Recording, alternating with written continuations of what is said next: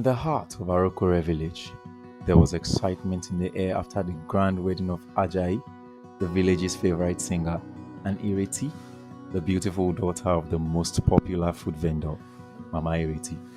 The villagers had never seen such a celebration, and the union of these two had brought joy and renewed interest in their families.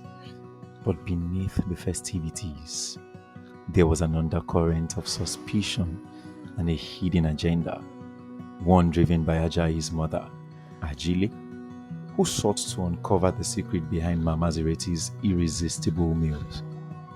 Ajile, though outwardly friendly to Mama Ireti, now that their children were married, harbored resentment and jealousy toward her. She believed that if she could discover the secret to Mama Ireti's food, her own restaurant business, which had been struggling for years, would finally thrive.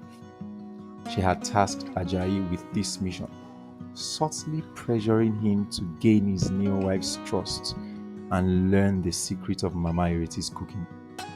Ajayi, desperate for his mother's approval, reluctantly agreed to the plan, even though he loved Ireti deep. Soon after the wedding, Mama Ireti fell gravely ill. She had never been one to ask for help, especially in the kitchen where her food magic happened. But this time, her illness was so severe that she had no choice but to ask Ireti to step in and assist her with the cooking. This was unusual, as Mama Ireti had always kept her cooking process hidden, even from her closest workers. Ireti, though nervous, couldn't refuse her mother's request. As Ireti began to prepare the meals in her mother's kitchen, she noticed several strange practices her mother had never revealed.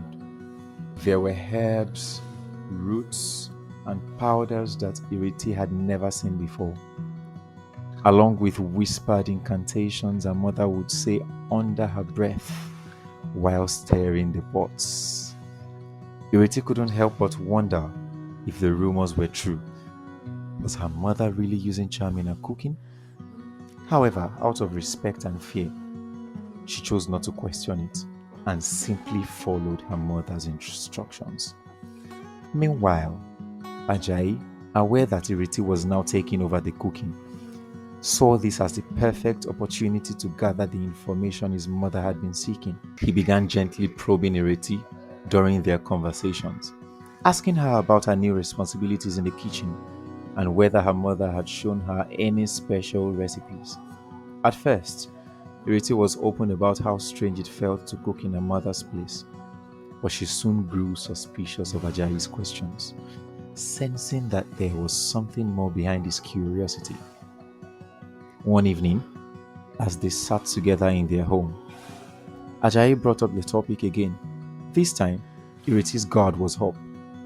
She turned to him and asked, "Why are you so interested in my mother's cooking, Ajayi? Is it really about the food, or is there something else you're not telling me?" Ajayi hesitated, caught between his loyalty to his mother and his love for Ireti. After a long pause, he confessed everything: his mother's jealousy, her suspicion about Mama Ireti's use of charms, and how she had asked him to uncover the secret. Ireti was devastated by the revelation. She couldn't believe that her own husband had been plotting against her family. "You married me to spy on my mother?" she asked, her voice trembling with hurt. Ajayi quickly reassured her. "No, I married you because I loved you. I only agreed to this because I wanted my mother's approval. But now I see that I was wrong. I should have never betrayed your trust." Despite Ajayi's remorse, Ireti couldn't shake the feeling of betrayal.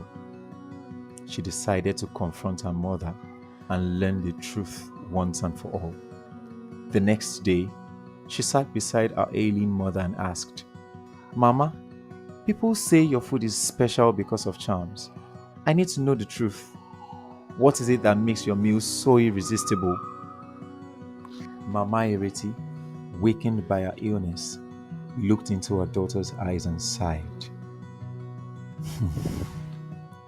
"Ireti, I have heard the rumors, but I have never used any evil means to make my food sell. What I do is mix herbs that have been passed down from our ancestors, herbs known for their healing and invigorating properties.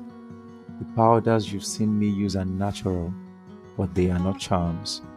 They are traditional ingredients meant to restore energy, clear the mind, and improve health.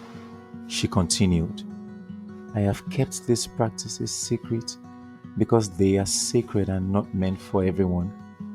The chants you heard are prayers to bless the food, asking for prosperity and protection, not to bind people to it. I don't use juju to make people return. My cooking speaks for itself. Ireti, relieved by her mother's words, embraced her and promised to protect their family's legacy. She explained everything to Ajayi, who apologized once again and promised never to let his mother's jealousy interfere with their lives. When Ajayi returned to Ajile, he told her the truth about Mama Ireti's food and warned her to stop meddling. Ajile, though disappointed, realized that her son's happiness was more important than her business ambitions. Over time, she accepted the fact that her own restaurant's success would have to come from her own efforts, not by sabotaging others. In the end, Mama Ireti's reputation remained strong, and Ireti continued to run the restaurant, preserving the family's sacred recipes. Ajayi, now free of his mother's demands, focused on his music and supported his wife wholeheartedly.